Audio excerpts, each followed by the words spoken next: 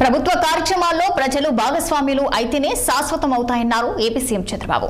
అనకాపల్లి జిల్లా తాళ్లపాలెంలో నిర్వహించిన స్వర్ణాంధ్ర స్వచ్ఛాంధ్ర కార్యక్రమంలో సీఎం చంద్రబాబు పాల్గొన్నారు. స్వచ్ఛాంధ్ర కార్యక్రమాన్ని ముందుండి నడిపిస్తున్నారంటూ సీఎం గ్రీన్ సోల్జర్లకు అభినందనలు తెలిపారు. తాను ప్రధాని కోరిన మేరకు స్వచ్ఛ భారత్ పై నివేదికను కేంద్రం తమకు అందజేసినట్లు చంద్రబాబు చెప్పారు. సాలిడ్ వేస్ట్ ను కంపోస్ట్ యూరియాగా మార్చుతామని కూడా, దాంతో రైతులకు దిగుబడి గణనీయంగా పెరుగుతుందని తెలిపారు. 2 నెలల్లో పోలవరం నీళ్లు అనకాపల్లికి వస్తాయన్న చంద్రబాబు, గోదావరి నీళ్లు వంశధారకు అనుసంధానం చేస్తామన్నారు. అలాగే 2029 నాటికి ప్లాస్టిక్ రహిత రాష్ట్రంగా అవతరించేస్తామని కూడా ధీమా వ్యక్తం చేశారు ఏపీ సీఎం చంద్రబాబు. కార్మికులతో మాట్లాడుతూ వెళ్ళాం. మీ ఊర్లో ఉండే కాంపోస్ట్ ఏదైతే ఉందో మన దగ్గర కాంపోస్ట్ యాడ్ ఉంది, దాని పేరు కూడా మనం పెట్టింది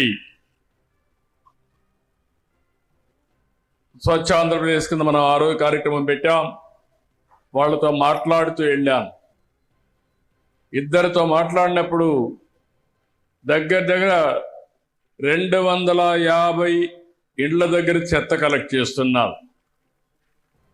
నేను ఎన్నోసార్లు చెప్పాను, పొడి చెత్త తడి చెత్త వేరు చేయాలని. వాళ్ళని అడిగితే వాళ్ళు ఒకే మాట చెప్పారు, చాలా బాగా చేస్తున్నారు, చాలామందికి అవగాహన వచ్చింది, ఏ కొద్ది మంది తప్ప వాళ్ళే ముందుకొచ్చి వేరు చేసిన డబ్బాల్లో మాకు అందిస్తున్నారు. ఇది శుభ పరిణామం అని వాళ్ళు చెప్పారు. ఒకరిద్దరు చేయకపోతే వాళ్ళందరికీ విజ్ఞప్తి చేస్తున్నా, ఈ కార్యక్రమం బలవంతం కాదు, మీ ఆరోగ్యం కోసం, మనందరి ఆరోగ్యం కోసం, భావి తరాల కోసం చేసే కార్యక్రమం. మీరు భాగస్వాములు కావాలి. అది అయిన తర్వాత నేను స్వచ్ఛ రథం వచ్చింది. ఇంట్లో నుంచి వస్తువులు ఏవైతే ఉన్నాయో, బాటిల్స్ కానీ ప్లాస్టిక్ కానీ అట్టపెట్లు అన్నీ తీసుకొచ్చారు.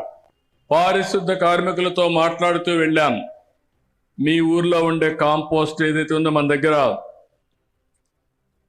కాంపోస్ట్ యాడ్ ఉంది, దాని పేరు కూడా మనం పెట్టింది స్వచ్ఛ ఆంధ్రప్రదేశ్ కింద మనం ఆరోగ్య కార్యక్రమం పెట్టాం. వాళ్ళతో మాట్లాడుతూ వెళ్ళాం.